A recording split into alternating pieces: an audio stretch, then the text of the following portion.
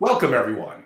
I'm Angelo Robles, and welcome to SFO Continuity and my Family Office Masterclass. Today, we have a great subject, elevating legacy, the untold impact of inventories of ultra-high net worth individuals and their businesses. Think of the importance of legacy, what we own, both personally and business, what has been passed down, and there's untold value that's beyond simply a financial value. And having that opportunity for family heirlooms is deeper in its purpose than simply just financial or for insurance purposes. So I know many of you are used to my geopolitical, my economic, and my purely investing or family office centric conversations. Today's conversation is every bit as important. It's many times actually more personal for many families. And I think it's somewhat, like the title did state, a little bit of an untold story in the community. So we have a very special guest with us today who truly is an expert in the subject. That would be Carol Kaufman. She's the founder of Pinventory. Carol, welcome to the show. Thank you very much, Angelo. I really appreciate your having me on. It's my pleasure. I'm glad we had a chance to connect, actually, technically a year ago, but really kind of reconnected just last month. And again, I might have been a little bit like, I don't know, I'm used to these financial and best practices in the family office. And then it really struck me how important, for some of the reasons I just described, how important this subject is. Why don't we start? Because I think there's context behind the word inventory. What is an inventory from the perspective that we're talking about today? Okay.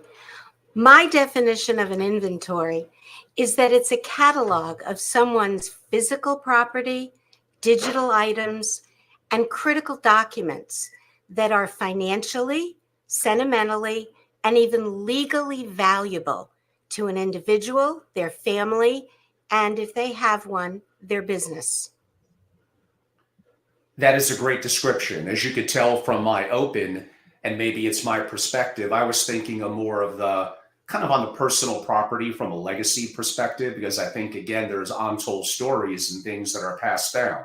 And that is correct. But you bring up good points relative to even legal documents and structures. The reality is, no matter a family is rich or poor, I often find that wealthy families are every bit sometimes as unkempt in terms of some of their documents and things that are going to be important from that perspective. So you are correct. An inventory is simply a lot deeper than even family heirlooms and actual more known assets. On that note, although I think we kind of hinted at it, but it's important to reference, why do people need them? I'm assuming there's multiple reasons. There are. First of all, the one that most people would understand is proof of ownership, so that if there's any type of loss, you're able to claim an insurance claim. If you file an insurance claim, the very first thing the insurance company does is ask you for an inventory. They want a list of everything that you feel was lost or stolen or damaged. And if you can't produce that list, then you're not going to get your claim, because you can tell them that you had 10 Rolex watches, but if you can't show them a photo or a receipt or some kind of documentation that you had them, they're not going to pay out on it. So that's just the very first layer. Anything we talk about when it comes to inventories, there are many, many layers. For additional reasons for needing an inventory, obviously estate planning. If you have investment advisors, if you have estate attorneys, how can they possibly properly protect you if they don't know the universe of your assets? And a lot of times, people have the majority of their net worth in their home in the form of jewelry, paintings, artwork, all kinds of things.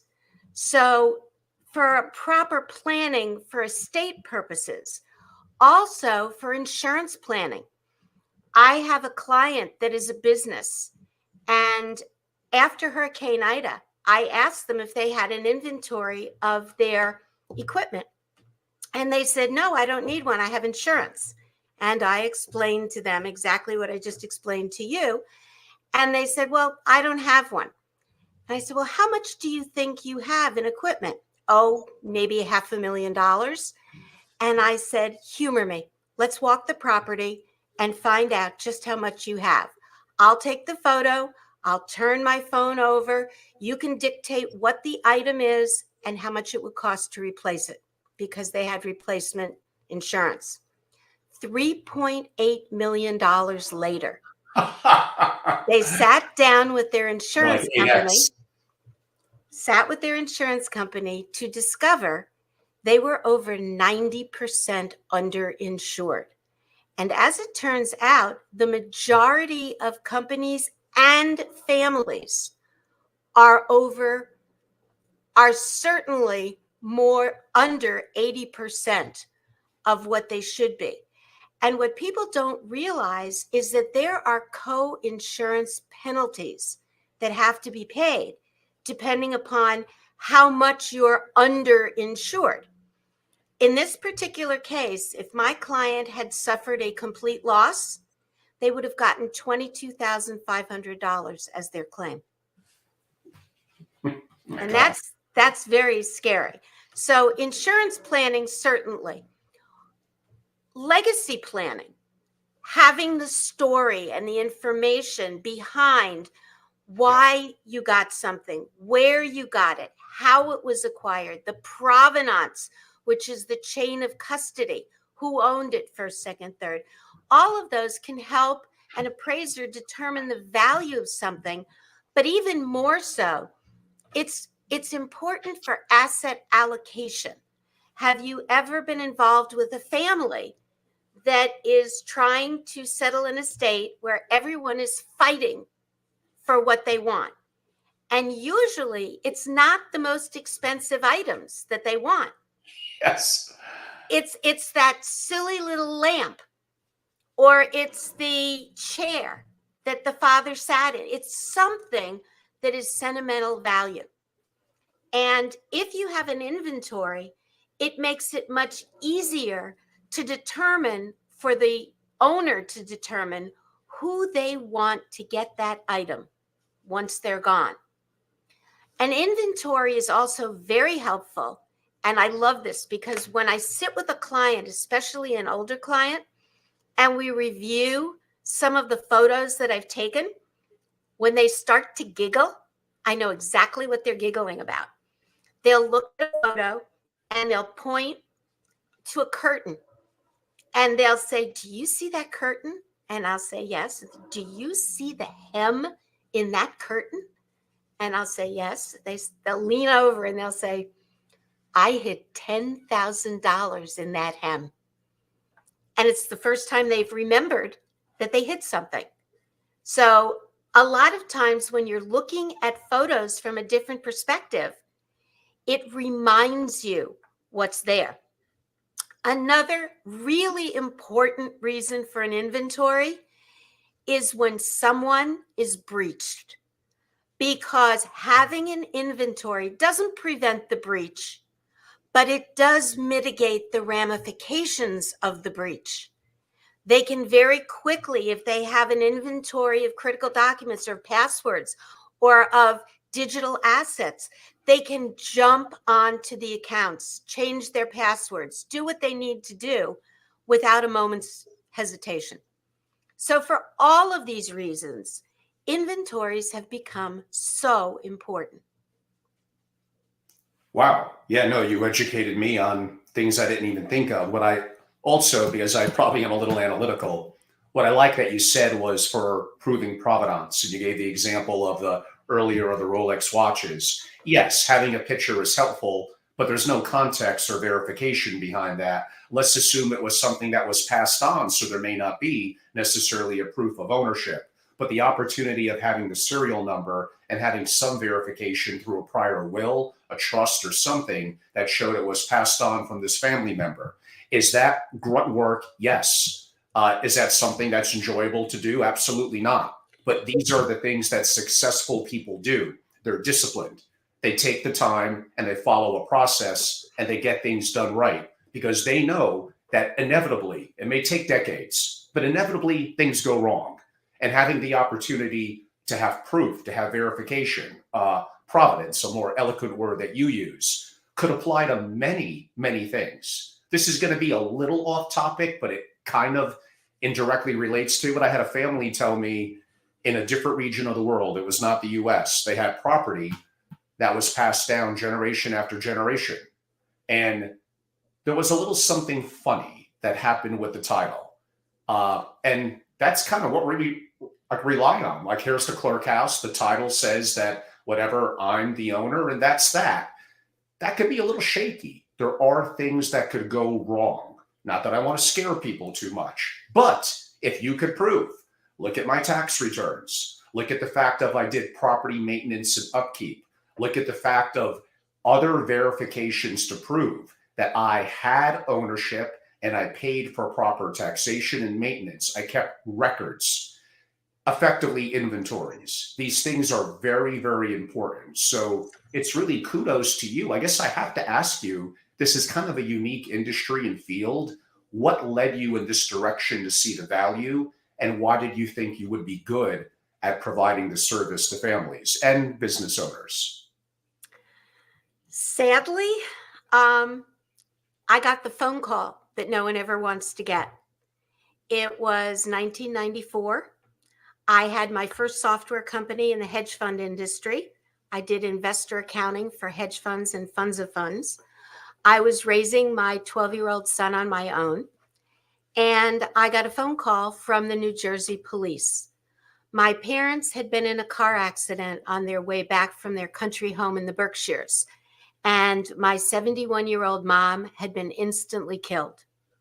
My father, who was a well-known executive and philanthropist, was in a coma with a less than 2% chance of survival. He did survive, but he had a traumatic brain injury, so he lost all of his executive level skills.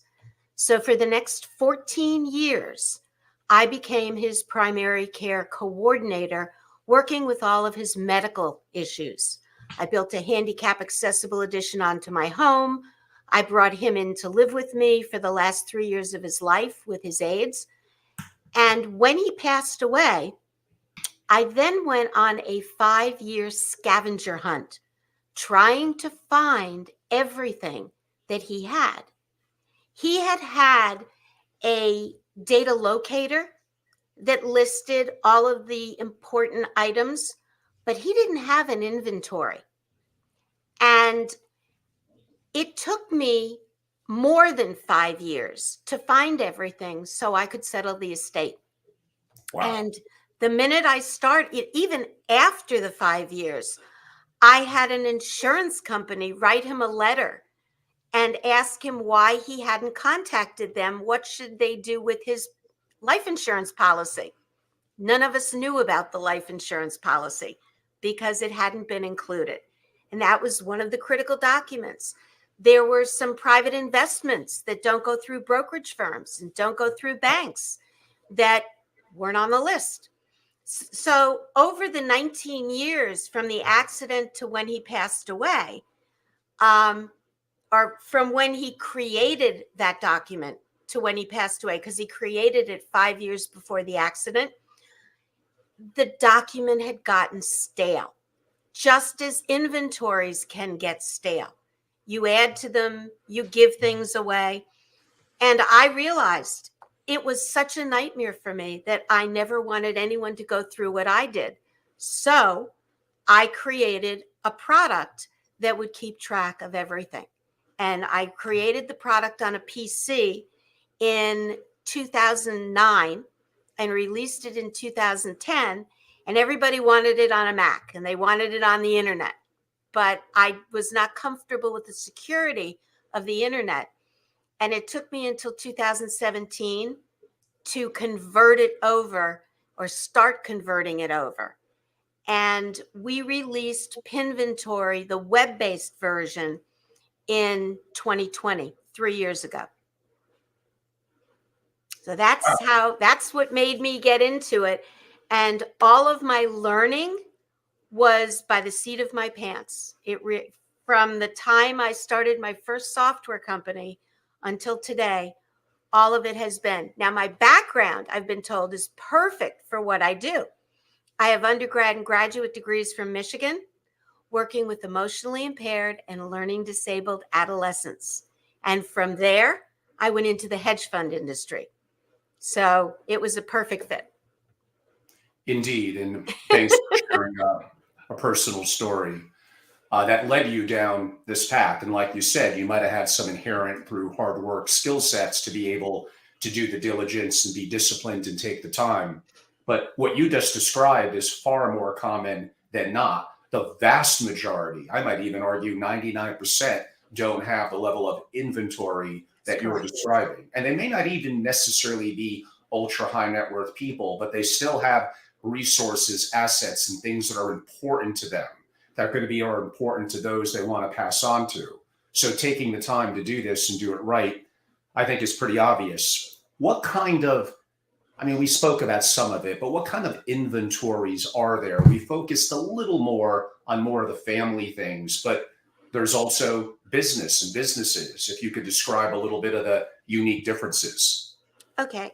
Well, first of all, my favorite type of inventory is called a quick room view.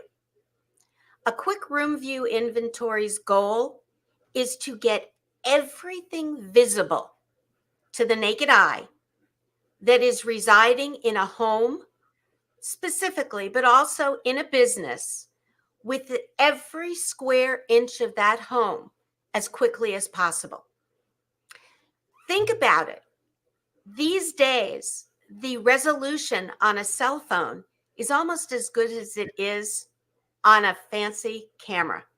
When I go into a home, and I completed a 10,000 square foot inventory of an estate, I took over 850 photos, 69 different areas to photograph. And the photo quality was excellent. It took me 2 days on site. And when I was done, every single item, every square inch of that home had been identified. And interestingly, it was the client that had requested the inventory because they had just renovated the home, and they called their insurance person and asked who did inventories, and their insurance person didn't know anyone. So they connected with their networking, their group, and my name came up. And I got the call directly from the client. So what the quick room view is where you go in and you take at least 7 photos, generally 20 to 25 of each room. And you take the exact same photos. You take a panorama of the room, then you take the left wall, the front wall, the right wall, the wall behind you, the floor, and the ceiling. That's 7. Then, and people say, well, why do you want to take the ceiling? Why do you want to take the floor? You want it for condition. You want it for chandeliers. You want it for outlets. You want it to be sure there's no damage, to prove there's no damage. And remember, I'm a third party coming in and taking those photos. So I have no ulterior motive. I have no vested interest in making sure things, look the way I would want them to look. I take photos exactly the way they are, and I'm an independent party. So after I've taken those 7, I'll then have the client put a dot on every cabinet that they have something important in, every drawer they have something important in. I'll also open every closet. I won't move or touch anything for a quick room view inventory. But by taking a photo of what's in the closet and taking a photo of what's in the drawers and the cabinets, they'll remember Yeah. what was in there. I have a friend, high net worth, who was in Katrina. She got the call to evacuate. They packed up a bag for overnight because they always were getting calls to evacuate in New Orleans. And their daughter tucked her baby dolls in the bed and put the covers over the baby dolls to protect them. And they went to friends in Texas, never returned home. And they never returned home because when the levee broke, their entire home went underwater, to the point where in Texas, they were looking on Google Maps to see their home and they couldn't find it. There was just blue everywhere. And the blue was the water. They hadn't made an inventory. They didn't have a list. The insurance company said to Ellen, make a list of everything you had. Ellen spent days with her eyes closed trying to remember what was in the closet, what was in the drawers, what was on the walls. Ellen got nothing in home contents from the insurance because she couldn't prove anything. And that's key. So that's a quick room view. In order to do a quick room view, anybody can do it. It takes, with the product that I have, it takes 1 minute per photo. So if you do 10 photos in a room, that's 10 minutes. If you do 6 rooms, that's an hour. And it's done. And it's easy. The second type of inventory is called specific assets. Those would be your jewelry, your artwork, various types of individual assets. You can do collections like wine collections or rare book collections or sport card collections, collectibles, vehicles, digital assets, NFTs, crypto. Digital assets would also include social media because you own the information in those accounts. It would include URLs that you've purchased, domain names, moving and storage inventories. If you're moving from one place to another, you put everything in a box. Now you get to the new place, you've got all these boxes, they have numbers on them, and you don't have a clue what's inside any of them.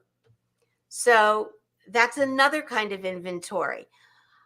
Downsizing, divorce. But there are also inventories like critical documents, an inventory of everything that is legally important for you, that has your passwords in it. There are before and after photos when you're changing something in your home, you're doing a renovation, and you want to have photos of it. And as you mentioned, there are business inventories. So my client, for example, we did the equipment inventory as opposed to the quick room view. Much more important to get all of those $10,000, $30,000, $50,000 items so that you can prove what you've got. Now, interestingly, they also used that inventory when they applied for a federal loan, a federal grant. And they got the federal grant. I wrote the grant for them. And the one question the government had was, where did you get that inventory? It looks so great. I thought, this is where my consulting and my inventory businesses kind of intersect. So those are the types of inventories, and there are new ones coming up every day. That's pretty amazing, and you helped to beat me to the punch to my next question in terms of the fastest and easiest type of inventory. Like you said, initially the quick room view, but the average person is not. You gave great free tips right there in terms of the 10 photos, where to start, why the ceiling and why the floor is important, and then breaking it down from there. Why can't someone just go around with video like I'm looking in my room now, and there's my professional lighting system, and here's my laptop, and here's my mic, and I got a closet there full of suits. that would make my life easier. I'm assuming it's better than nothing, but why does that fall short? It falls short for two reasons.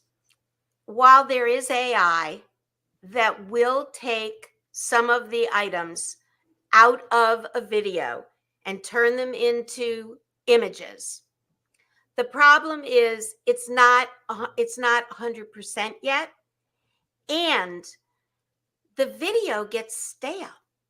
So if a year from now you've added items or you've moved things to different places, how are you going to edit the video to reflect that? Rather, you're going to have to re-video everything all over again. You can't just take one brief little video clip and put it into an album or into a catalog.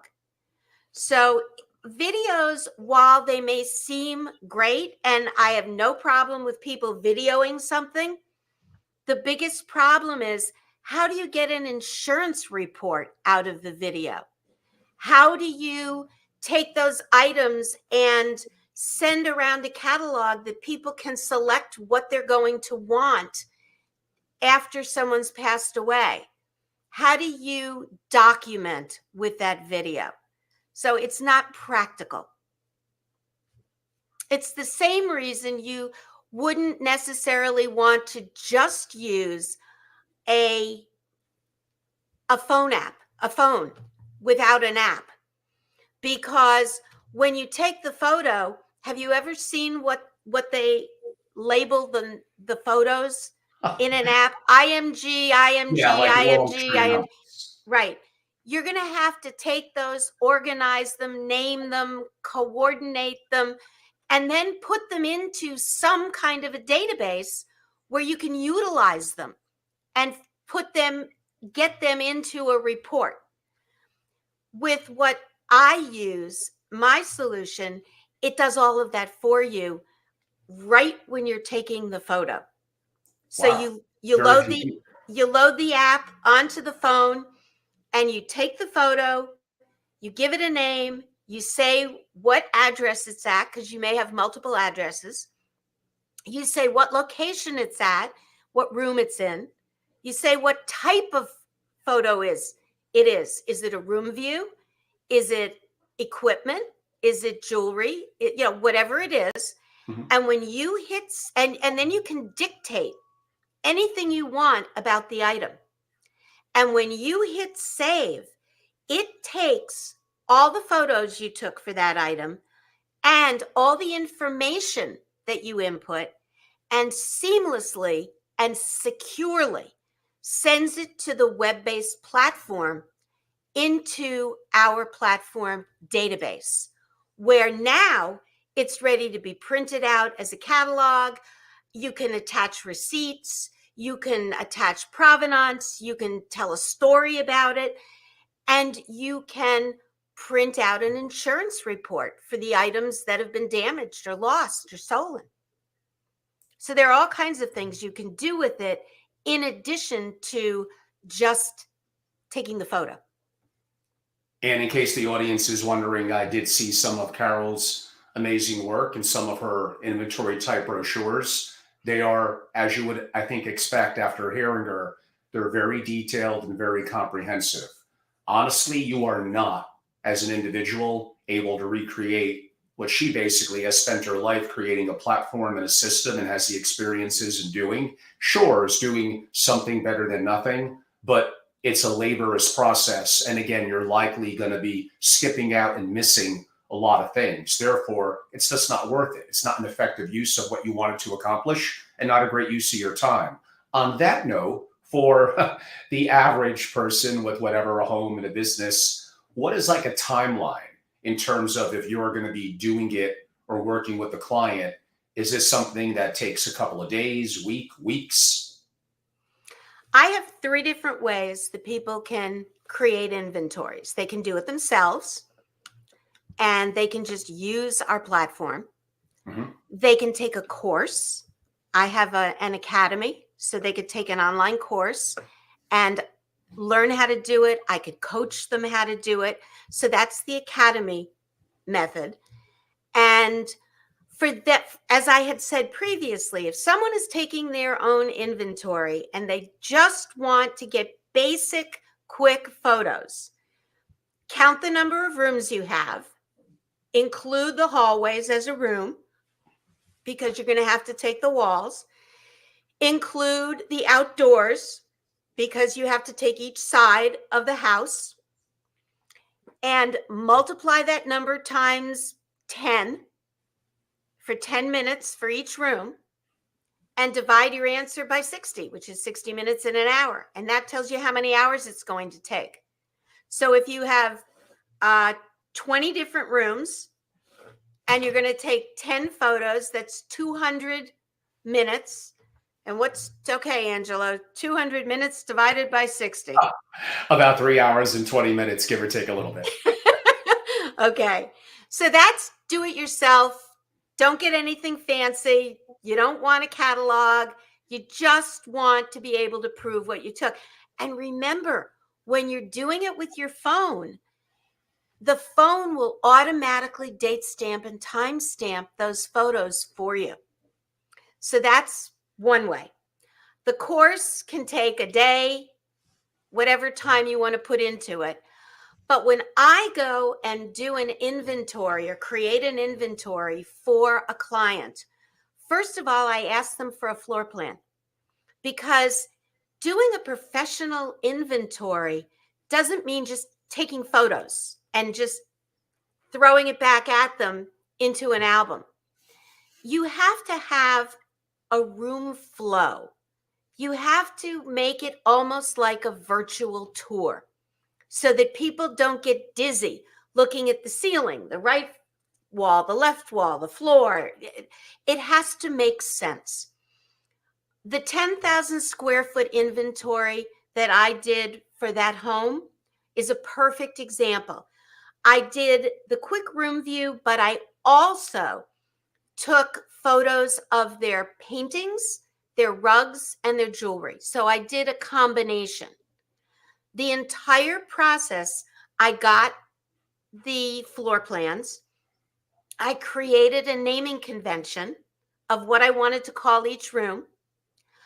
I went on site to their home and did a walkthrough to make sure that I wouldn't hit any surprises. It took me 2 days on site to inventory every square inch of that home, including the garage, including the pool, including the back, everything.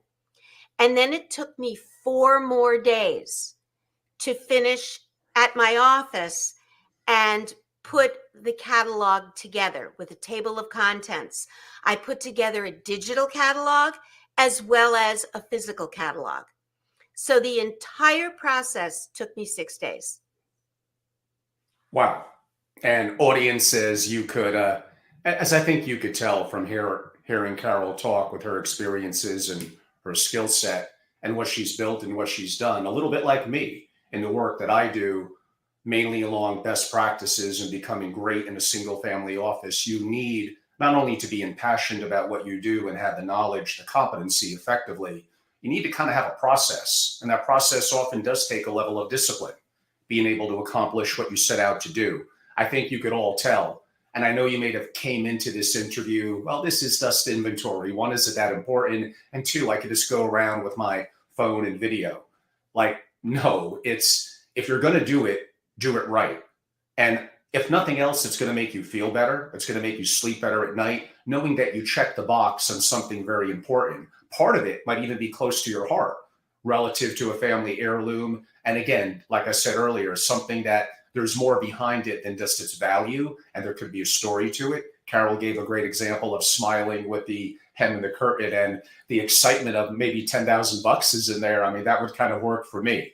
So this is something that in its own way, every bit as important as the things that I talk about relative in governance, relative in family office structures, relative to geopolitical conversations or economics. It's a little different, but given that I'm also the owner of Family Office TV, my obligation is to make sure that that's a lot more than just legal, accounting, and financial issues. All very important. And I get it, probably a little more exciting, at least investing.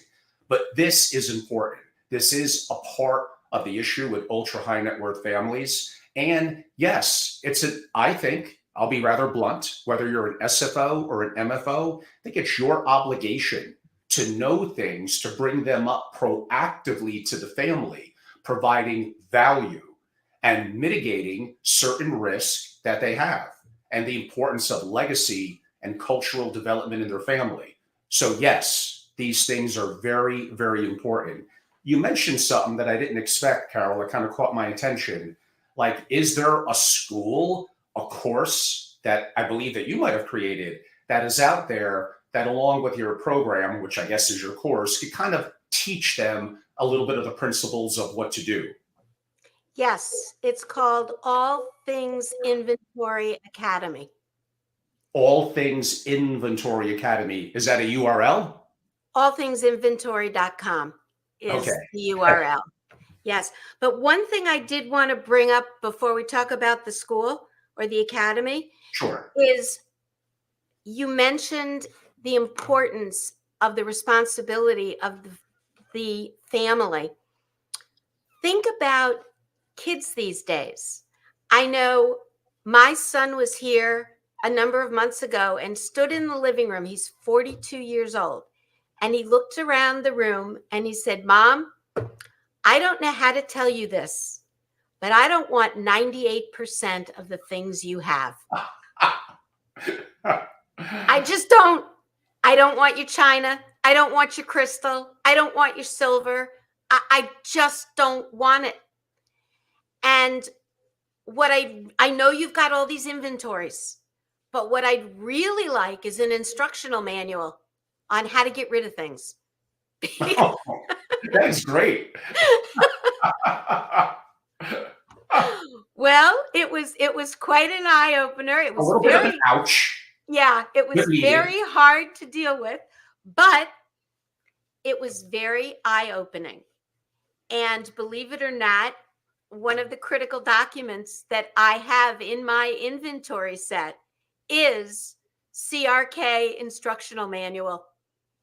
And I list who to call, what to get rid of, things like that.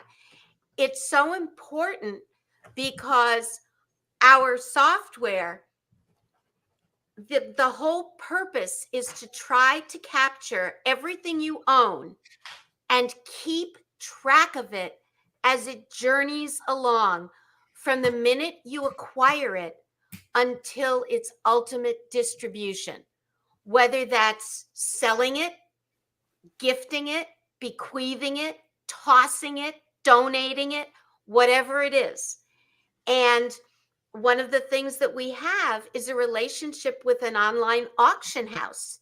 So if you have your inventory and you decide that 30% of everything you had you now don't want, you can just check the box and it will create a catalog for the auction house so that they know exactly what you want to get rid of. So I just wanted to tell you that's one more reason to have an inventory that I was thinking about as you were talking.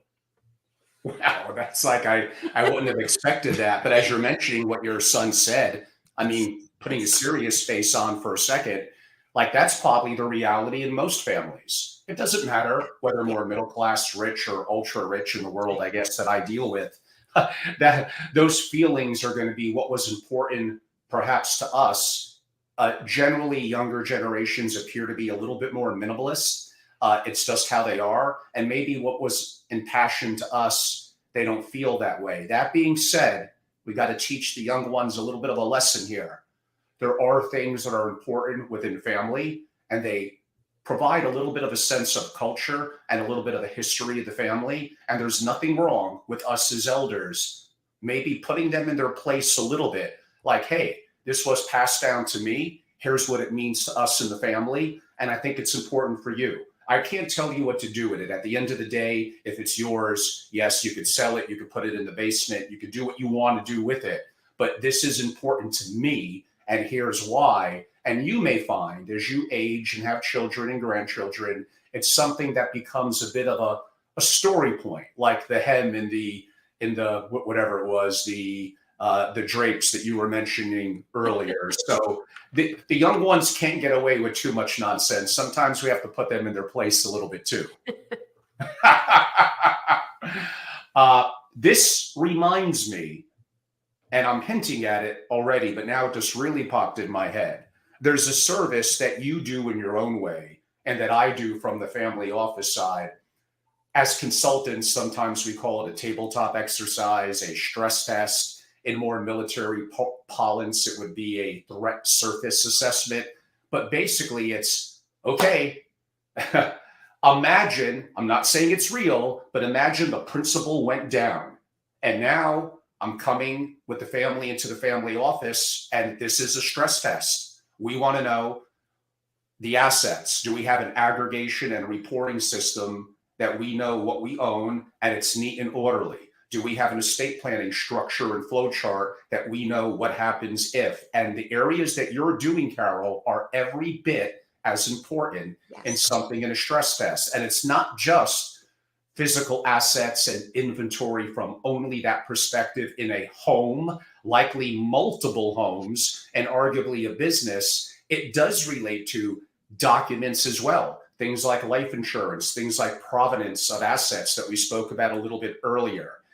As a family office executive, it is your duty, it's your responsibility. If you want to be great at what you do and not just be mediocre, you have to understand the family's concerned it's not if, when things go wrong, and they will go wrong, including that we don't live forever. Having an opportunity to be buttoned up and to be cool and calm and have clarity in terms of our assets and resources. And there's a plan, there's a disaster plan in the family office where there's documents highly secured in the cloud, but I could argue printed out in a fireproof safe as well, are going to be very, very important. So what you do is absolutely very much a needed, and I would say wickedly underrated service. Thank you. I agree with you. Here's what people are going to ask. I could imagine it already. What's the difference between an inventory specialist like you and an appraiser? It's a good question.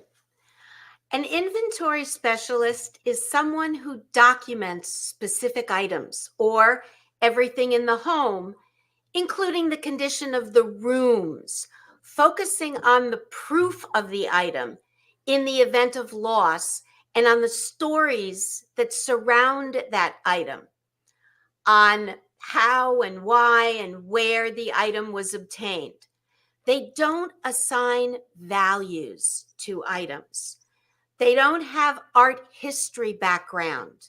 They don't specialize in specific types of assets. They know how to document all types of assets. An appraiser is schooled and focused on the value of a specific item, its current value, its history, and a lot of which is determined by the provenance, the chain of custody. They specialize in very specific assets, such as art or jewelry or baseball cards or wine or rugs. So can they work together? Absolutely. Because when you get an inventory cataloged, you can actually send it to an appraiser, have them take a look at it, and see if it seems like there's anything that might be important to focus in on for an appraisal.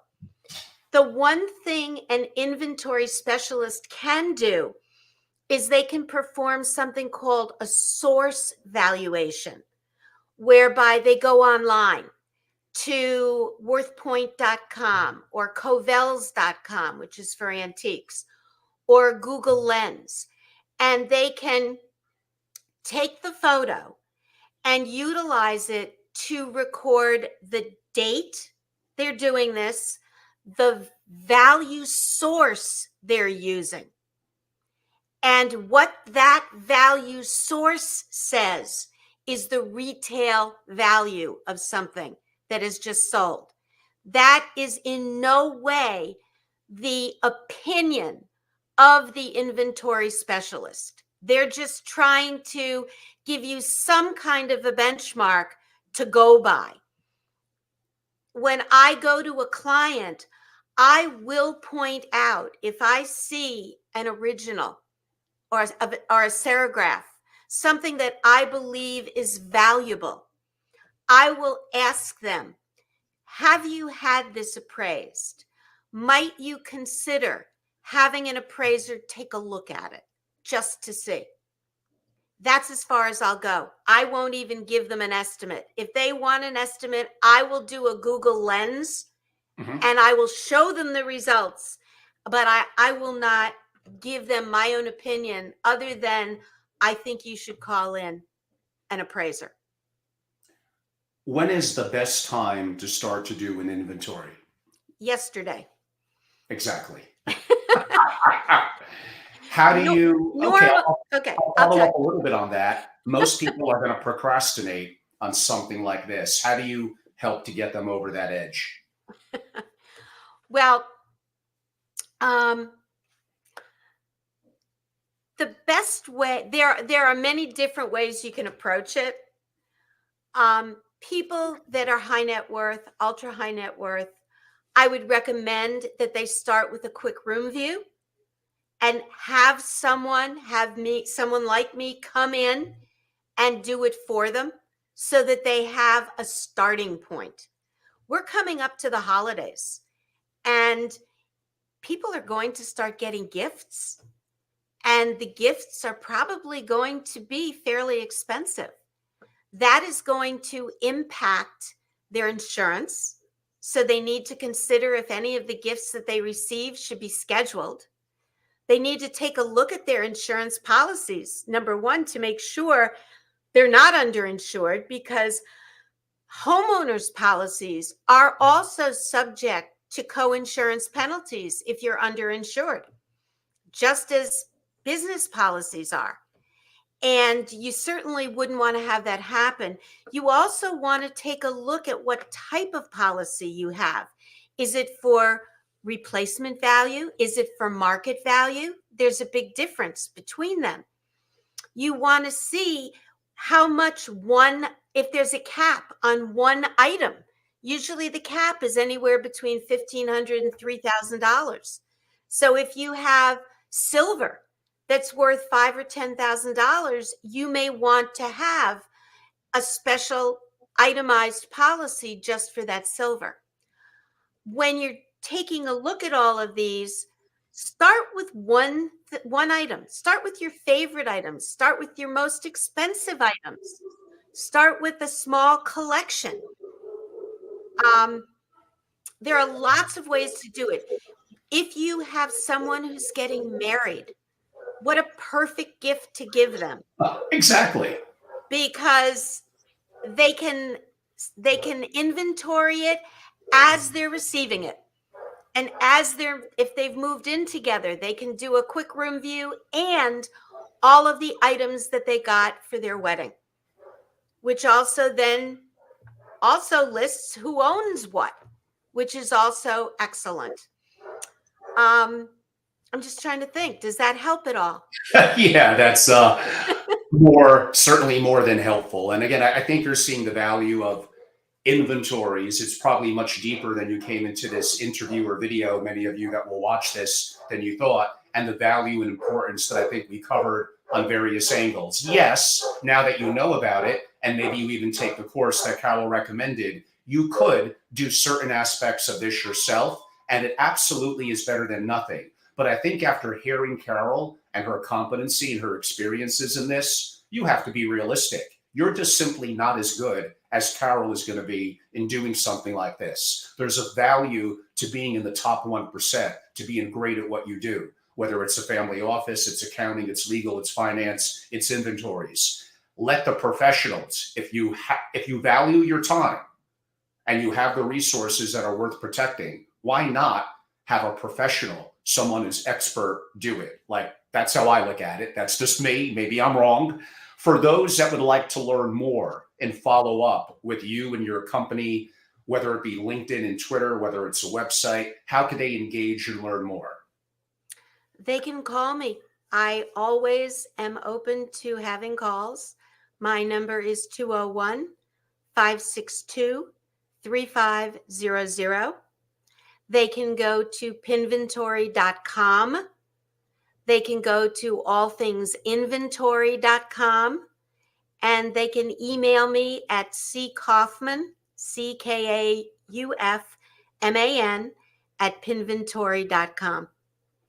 And everyone, today's guest has been Carol with a C, Kaufman, Kaufman,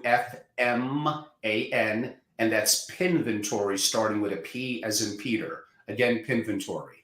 I highly recommend that you have an opportunity to hopefully be alert to something that you probably overlooked. Let's just be realistic. And the opportunity, especially actually if you're in a family office, which obviously is going to be a lot of my audience, this is something that's important. Don't forget the word family and family office, just like it's in Family Office TV. And again, this is important. Just like geopolitics and economics and taxes and estate planning, this is something that I need to cover, and it provides value back to many of you. And I hope you have an opportunity to appreciate it. Carol, you've been a great guest. You are the person when it comes to this subject. So certainly it's been an honor to have you on, and I appreciate you sharing a lot of great knowledge with my audience. Thank you. You're very welcome. Thank you for having me. My pleasure.